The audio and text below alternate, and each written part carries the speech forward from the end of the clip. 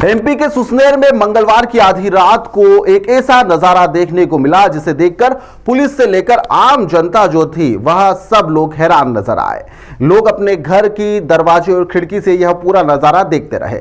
आधी रात का सन्नाटा और अचानक से सड़क पर सायरनों की गूंज सुनाई देती है। पुलिस की सैकड़ों गाड़ियां एक के पीछे एक दूसरे का पीछा करती है। पुलिस की गाड़ी का पीछा पुलिस की गाड़ी ही कर रही थी। जी हां, जिन वाहनों को संदिग्ध समझकर पीछा किया जा रहा था वह किसी अपराधी की गाड़ी नहीं बल्कि दूसरे राज्य यानी कि राजस्थान पुलिस की ही गाड़ियां थी।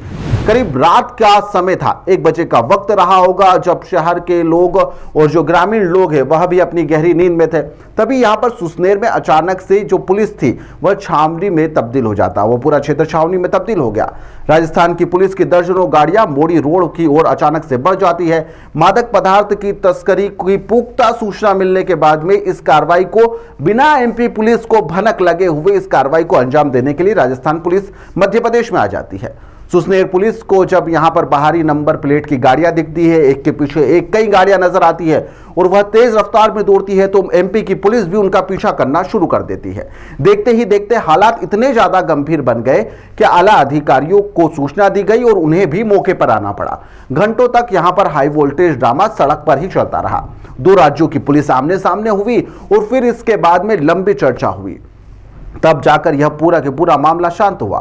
यहां पर सूत्र जो बताते हैं उनका कहना है कि इलाके में जो ग्रामीण इलाका है वहां से 2 संदिग्ध लोगों को हिरासत में लिया गया है जिनसे मादक पदार्थ तस्करी को लेकर लगातार पूछताछ की जा रही है। वहीं पर पूरे इलाके में रात भर यहां पर रहस्यमय जो कार्रवाई चली उसको लेकर चर्चा का माहौल भी गर्म रहा। फिर यहां पर बुधवार का दिन आया, लोगों ने पुलिस वालों से बातचीत करी तो झालावाड़ के एसपी अमित कुमार यहां पर सामने आए। उन्होंने प्रेस वार्ता ली। उन्होंने कहा कि ऑपरेशन किया गया था राजस्थान पुलिस के द्वारा। उन्होंने इस पर से पर्दा उठाया कि अवैध मादक पदार्थ के खिलाफ इस कार्रवाई को अंजाम दिया गया है। मध्य प्रदेश के राजगढ़ जिले के माचलपुर से संदिग्ध केमिकल से भरी हुई एक पिकअप जो गाड़ी है उसे पकड़ा गया है। पिकअप से करीब 320 किलो ड्रग्स निर्माण के जो इस्तेमाल करने वाली सामग्री होती है, जो केमिकल होता है, जो अलग अलग प्रकार का जो केमिकल था वो 40 किलो अतिरिक्त केमिकल, जी हां, और कुछ वाहन यहां पर जब्त किए गए हैं। इस कार्रवाई में फिलहाल 3 आरोपियों को गिरफ्तार करते हुए 5 संदिग्धों को डिटेन किया गया है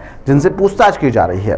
पाटन थाना क्षेत्र के अंतर्गत 2 संदिग्ध वाहन है जिनकी गतिविधि संदिग्ध लगने पर उनको रुकवाकर पूछवाया गया और उसके बाद पूछताछ की गई।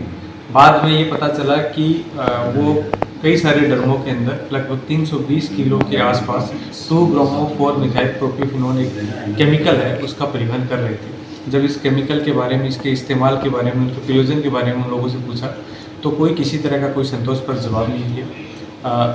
बाद में जब और अधिक उनसे पूछताछ हुई तो पूछताछ के दौरान बताया कि उनके कई और साथी हैं जो संदिग्ध जो ड्रग है एमडी अथवा अन्य ड्रग के निर्माण में इस केमिकल का इस्तेमाल कर रहे हैं। वो इस तरह का जो केमिकल है वो उनके लिए इसका परिवहन कर रहे थे। इन 3 लोगों को उसके बाद में डिटेन करके इनका जो वाहन है वो जब्त किया गया और यहाँ सीजर की कार्रवाई आरंभ हुई। क्योंकि जो 3 संदिग्ध लोग जिनको यहाँ डिटेन किया गया, जिसमें एक दीपक है, एक जितेंद्र, एक शैलेंद्र है, ये एक ऐसे गिरोह से जुड़े हुए थे जो बाद में उससे जुड़े हुए आगे अन्य साथी उस संदिग्ध केमिकल या संदिग्ध ड्रग जो कह रहे हैं उसके निर्माण को खुर्द-बुर्द कर सकते थे। और उनको तुरंत हमने यहाँ से एक टीम रवाना की डीएसटी प्रभारी के नेतृत्व में। अन्य टीम भी झालावाड़ से भेजी गई। आगर पुलिस से समन्वय किया। वहाँ इन्होंने जो बताया हमें कि जय नारायण एक उनका साथी है जिसको ये ड्रग की डिलीवरी, इस केमिकल की डिलीवरी आगर के आसपास देने वाले थे। नारायण और रामलाल जो सहयोगी हमें आगर में मिले उनको मैं वाहन के डिटेन करके लाया जा रहा है। उनकी बाद अनुसंधान गिरफ्तारी सुनिश्चित होगी। साथ ही जो 3 संदिग्ध पकड़े थे उनको भी अभी अनुसंधान किया जा रहा है। इस तरह इस पूरे गिरोह को झालावाड़ पुलिस ने बेनकाब किया है, जिसमें जो आरोपी हैं वो आगर के निवासी हैं, जो शुरू के 3 आरोपी और बाद के जो दोनों आरोपी। ऐसे में इन सब से अनुसंधान के बाद में इनसे और कौन कौन लोग जुड़े हुए हैं, कब से धंधा कर रहे थे, इस बारे में विस्तृत पूछताछ अनुसंधान किया जाएगा। एमपी पुलिस तरीका का मादक रिपोर्ट को अन्य चीज़ों के बाद में स्पष्ट हो पाएगा। अभी हम इनके पास में जो डिजिटल एविडेंसेज हैं, इनके पास में जो केमिकल मिला है उस केमिकल की ऑफिशियल रिपोर्ट और जो वहाँ रिकवरी हिमाचल में भी हुई है उससे संबंधित व अन्य जो रिकवरियाँ हुई हैं उसके में अनुसंधान के बाद ही सारी चीज़ें स्पष्ट हो पाएंगी। ठीक। दिनांक 4/2/26 को रात्रि गश्त के दौरान झालावाड़ राजस्थान की पुलिस टीम की सूचना पर माचलपुर थाना अंतर्गत घोघटपुर में रघुनंदन पाटीदार अपने निवास स्थान पर अवैध रूप से एमडी ड्रग्स की फैक्ट्री संचालित कर रहा है। इस सूचना पर त्वरित कार्रवाई करते हुए श्रीमान पुलिस अधीक्षक महोदय के कुशल मार्ग निर्देशन में तत्काल टीम बनाकर तलाशी लिया गया आरोपी के घर में, जहां पर मौके पर एमडी ड्रग्स निर्माण की प्रयुक्त रॉ मटेरियल बरामद किया गया है।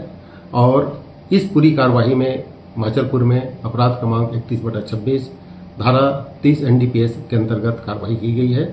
और इसी प्रकार से अपराधी रघुनंदन शर्मा के विरुद्ध झालावाड़ में भी 31/26 30 NDPS एक्ट के अंतर्गत 3/2/26 को भी कार्रवाई की गई है। बताया जा रहा है कि पकड़े गए आरोपियों से माल जब्त कर लिया गया है। सामग्री को फिलहाल आगर पुलिस के पास ही रखा गया है। लेकिन रात के अंधेरे में जो फिल्म स्टाइल में यह कार्रवाई हुई है, इसने सभी को चौंका कर रख दिया है। और फिर एक बार फिर यह सवाल खड़ा हो गया है कि ड्रग्स के खिलाफ जो जंग चल रही है, उसके अंदर क्या MP पुलिस की ढिलाई बढ़ती जा रही है, जिसके चलते दूसरे राज्य की पुलिस आकर मध्य प्रदेश में इस तरह की बड़ी कार्रवाई को अंजाम दे रहे हैं। इससे पहले भी बाहर के राज्यों की पुलिस आकर मध्य प्रदेश में दस्तक दे चुकी है और बड़ी कार्रवाइयों को अंजाम भी दे चुकी है। भोपाल में भी इस तरह की कार्रवाई हमने अवैध मादक पदार्थों को लेकर देखी गई, वहां पर पुलिस को सूचना ही नहीं लगी और इसी तरह की कार्रवाई फिर से की गई है।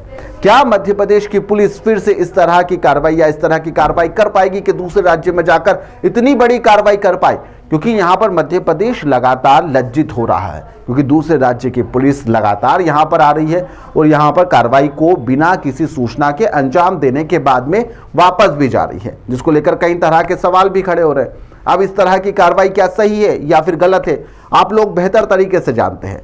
इस तरह की कार्रवाइयों को लेकर आप लोगों की क्या राय है, हमें कमेंट में जरूर बताइएगा। फिलहाल के लिए इस खबर में इतना ही। आप लोग देखते रहिए द लपेटा।